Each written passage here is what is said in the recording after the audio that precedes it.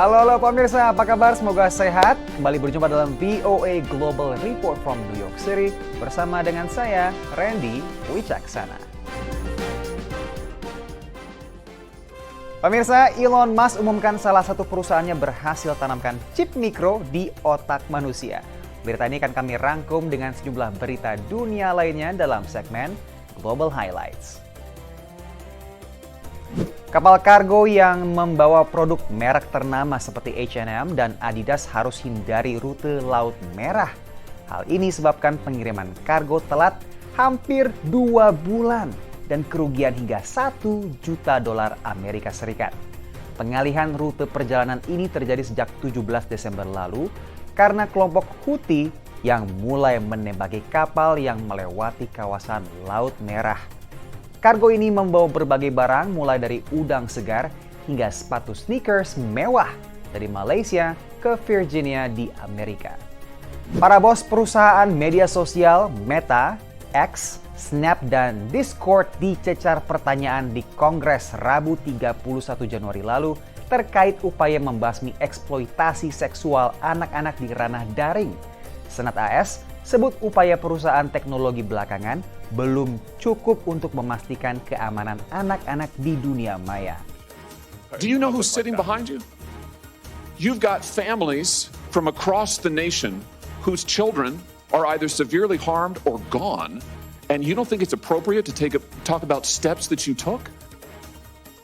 Pengadilan Pakistan jatuhkan hukuman kepada mantan Perdana Menterinya Imran Khan dan istrinya atas tuduhan korupsi. Imran Khan dan istrinya dituduh atas kepemilikan dan penjualan hadiah kenegaraan, termasuk perhiasan dan jam tangan hadiah dari pemerintah Arab Saudi saat masih menjabat periode 2018-2022. Imran Khan dan istrinya didenda masing-masing $2,8 juta dan dilarang menjabat di posisi pemerintahan selama 10 tahun. Sultan Ibrahim dari Johor resmi jadi Raja ke-17 Malaysia. Upacara pengesahannya berlangsung Rabu 31 Januari lalu di Kuala Lumpur. Sultan di Malaysia berperan sebagai kepala negara dan panglima militer negaranya. Bloomberg perkirakan kekayaan keluarga Sultan Ibrahim mencapai $5,7 miliar Amerika Serikat, termasuk aset tanah di Singapura dan investasi di sejumlah perusahaan termasuk minyak sawit, real estate, dan telekomunikasi. Elon Musk sebut salah satu perusahaannya, Neuralink, berhasil menanam chip komputer ke otak manusia untuk pertama kalinya. Hal tersebut, menurut Elon, terjadi pada hari Minggu 28 Januari yang lalu. Melalui akun X-nya, Neuralink bertujuan untuk memberikan kemampuan manusia yang lumpuh agar bisa kendalikan gawai mereka lewat pikirannya. Neuralink berencana tanam chip ke 11 orang tahun ini dan ribuan orang ke depannya. Apakah Anda bersedia? Sejumlah indikator ekonomi terkini mengisyaratkan ekonomi AS menghindari resesi dan mencapai soft landing alias pendaratan empuk setelah bertahun-tahun kepanasan dengan inflasi tinggi.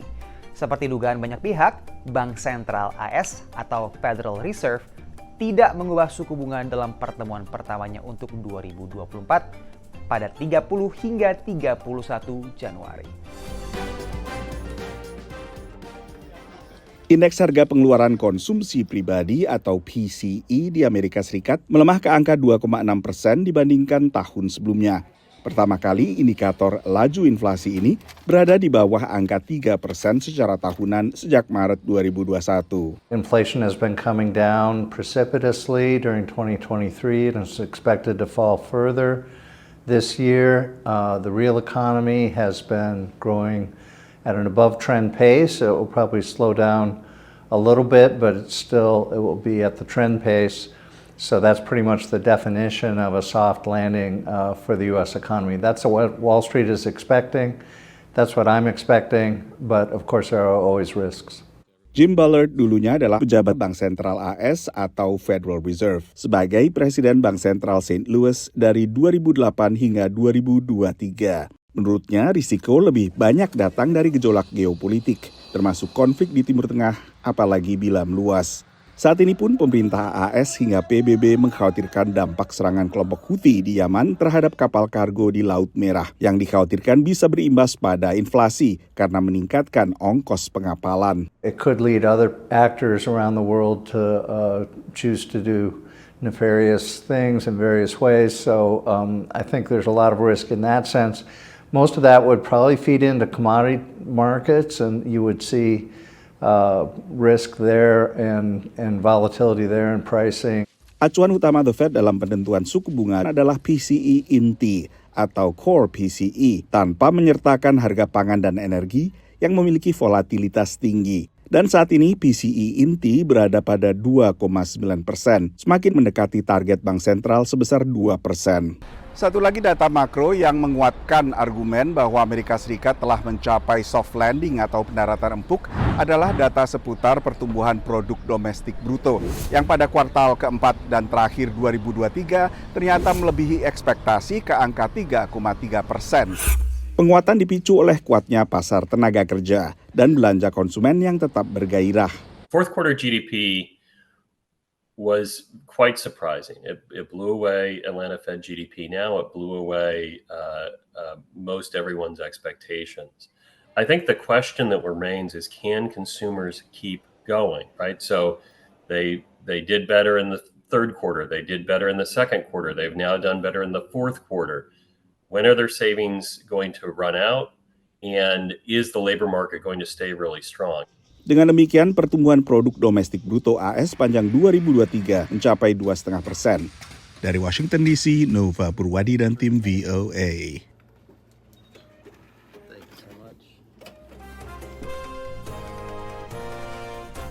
VOA Global Report akan kembali lagi dengan sejumlah berita, namun di segmen 2 kita akan jumpai Aryata Budianto yang punya berita dari Washington DC terkait dengan Auto Show. Selengkapnya, usai jeda.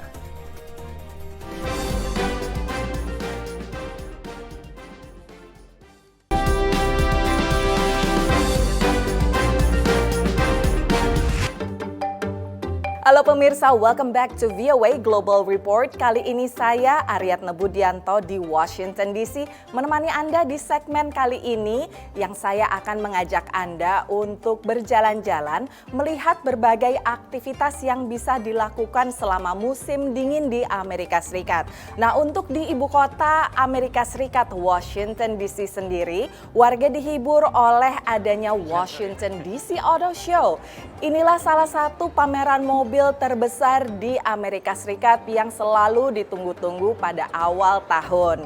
Apa saja yang menjadi incaran warga di sana? Kita ikuti liputan selengkapnya bersama Irfan Ihsan dan Ronan Zakaria dari Washington Convention Center.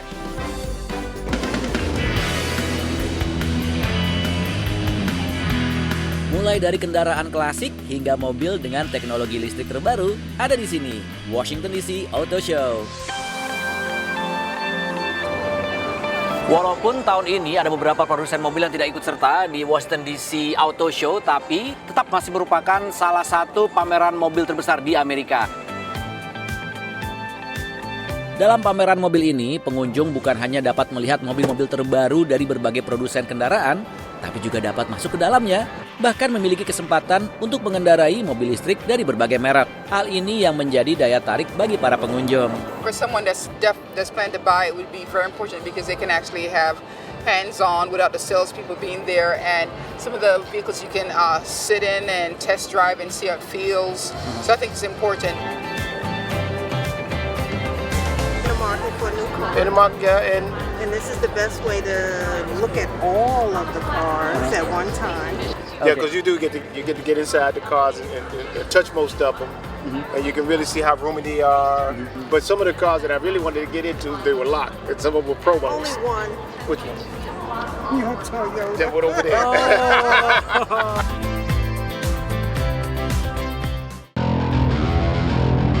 Pameran mobil ini ada 2 lantai. Nah, di lantai yang bawah ini dia nih, tempatnya kita melihat mobil-mobil unik, mobil-mobil klasik, dan juga mobil-mobil custom yang langka.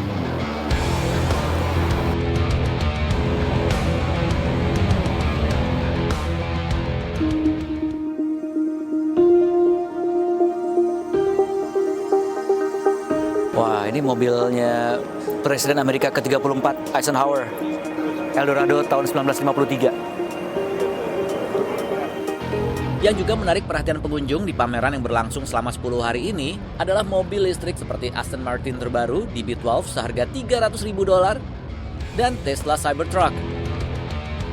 Tak ketinggalan hadir juga Bugatti Chiron Sport seharga $4 juta Amerika atau lebih dari 63 miliar rupiah.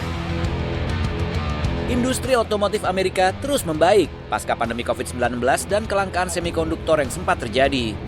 Berbagai perusahaan data memperkirakan penjualan mobil baru tahun ini akan meningkat lagi antara 1 hingga 4%. Pameran mobil seperti ini pun berperan penting dalam menentukan pilihan konsumen. Oh yeah, not only the decision, but I will say to see how they upgrade the cars.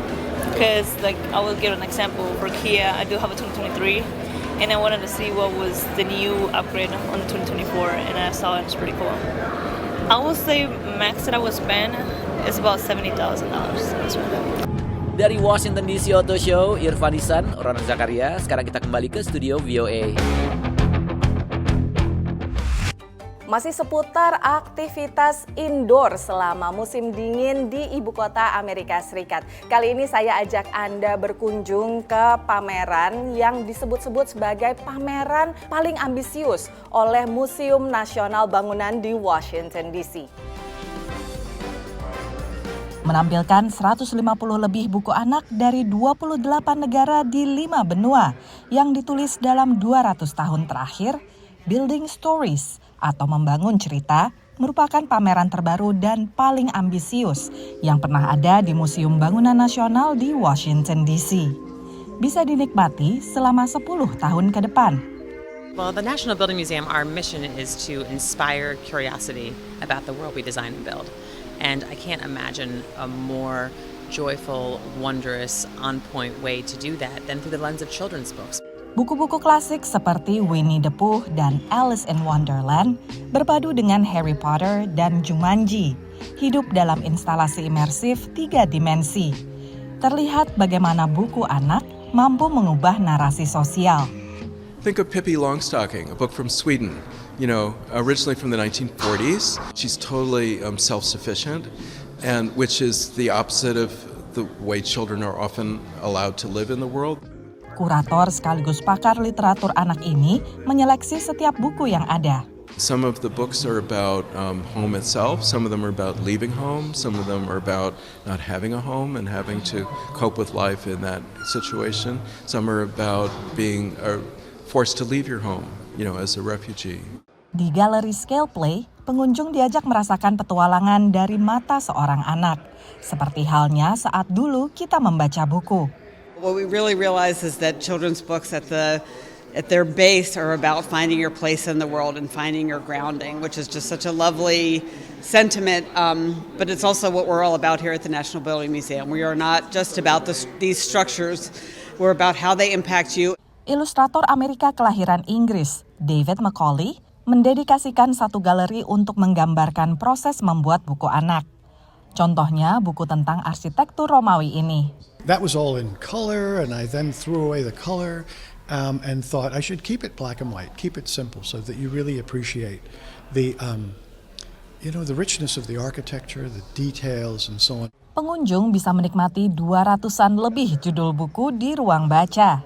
Dan dengan mainan, para pengunjung cilik pun bisa mencoba mengarang cerita sendiri. Dari Washington DC, VOA.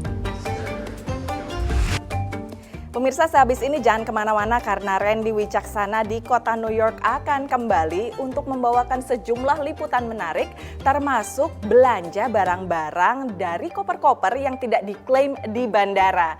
Selengkapnya setelah yang satu ini masih di VOA Global Report.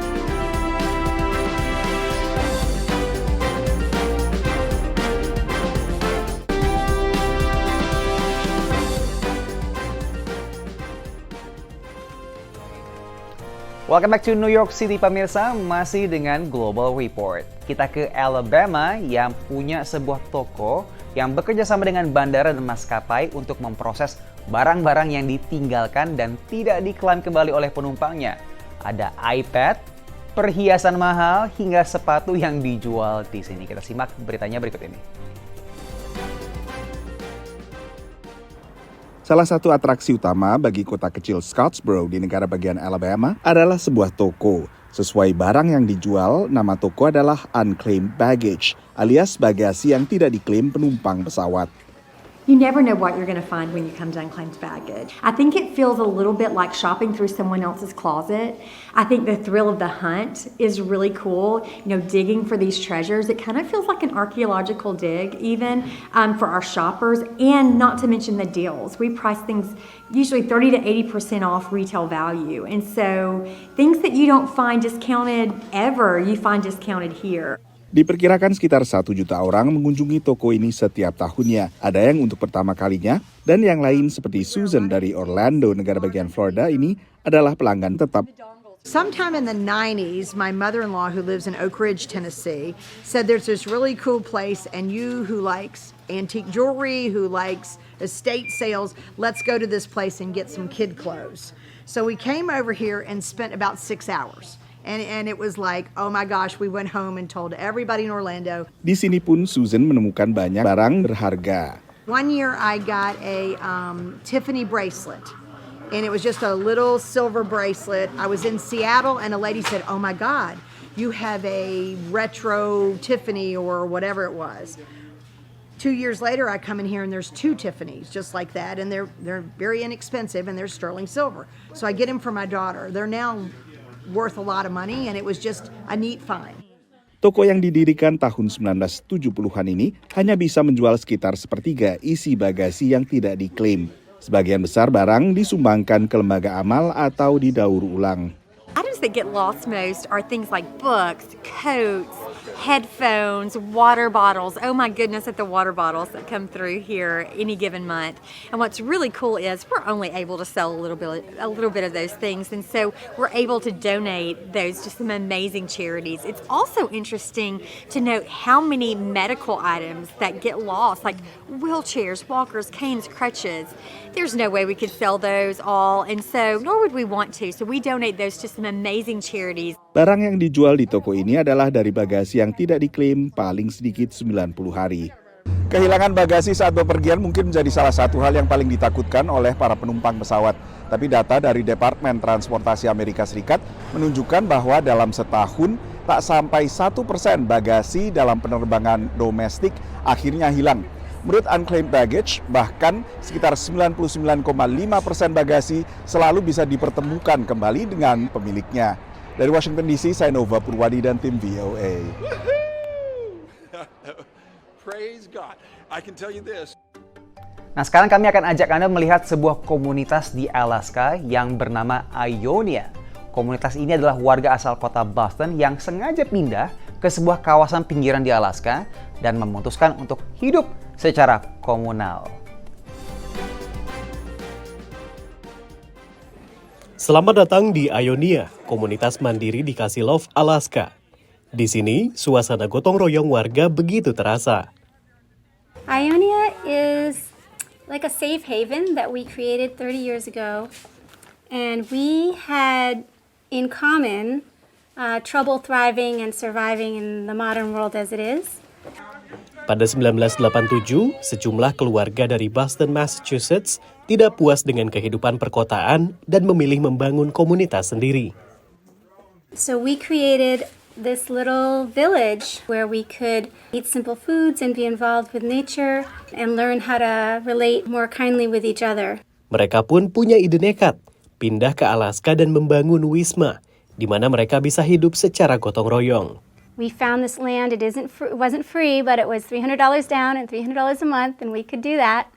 And we took our first year of permanent funds, which was a whole lot, because it was a bunch of us, and we just pooled them all together, and we're like, wow, that's more money than we've ever seen anywhere.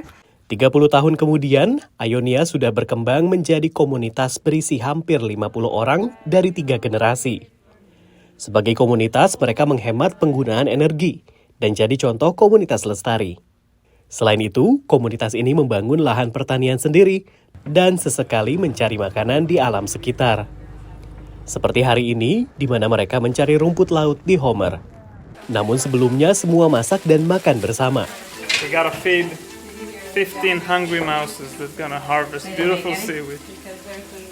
And this is a great source of energy, plant-based energy. We're gonna go down to Homer and catch a boat across the bay and pick seaweed for our seaweed for the year. Ramah lingkungan dan gotong royong menjadi semangat komunitas Ionia sejak dulu, kini, dan di masa depan. Komunitas Ionia hanyalah satu dari ratusan komunitas intensional yang menawarkan kehidupan alternatif. Data dari Foundation for Intentional Community mencatat ada lebih dari 700 komunitas sejenis di penjuru Amerika Serikat. Dan meskipun komunitas Ionia berada di negara bagian Alaska, negara bagian dengan komunitas kehidupan alternatif terbanyak adalah California dengan 100 komunitas. Dari Washington DC, saya Rio Tuasikal dan tim VOA. Demikian episode VOA Global Report episode kali ini. Kita berjumpa lagi pekan depan dan simak selalu episode terbarunya di YouTube VOA Indonesia. Saya Randy Wicaksono pamit. Sampai jumpa.